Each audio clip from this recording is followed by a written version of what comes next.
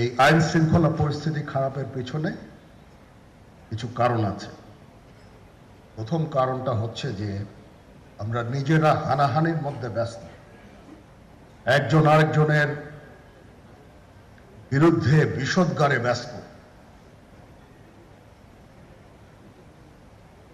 এটা একটা চমৎকার সুযোগ অপরাধীদের জন্য।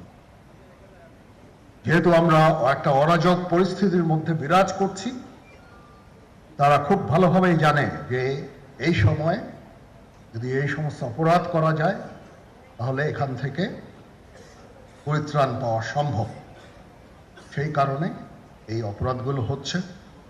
আমরা যদি সংগঠিত থাকি, একত্রিত থাকি, তাহলে অবশ্যই এটা সম্মিলিতভাবে মোকাবেলা করা সম্ভব হবে।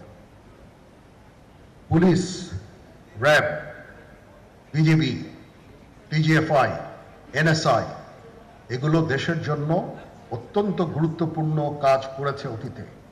খারাপ কাজের সাথে অসংখ্য ভালো কাজ করেছে।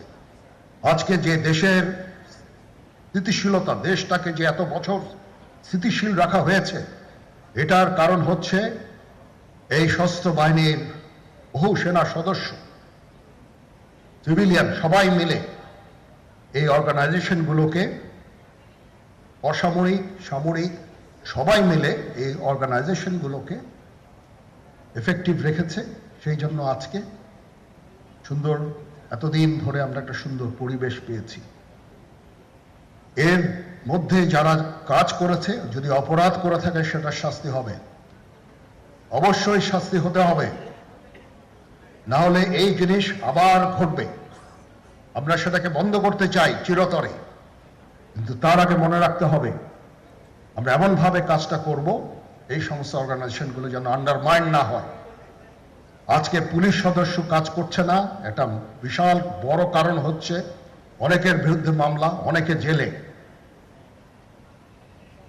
RAB, BGB, DGFI, NSI panicked.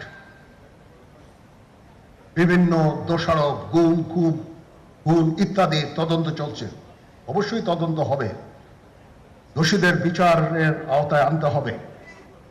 এমনভাবে কাজটা করতে হবে যেন এই অর্গানাইজেশনগুলো আন্ডারমাইন না হয়।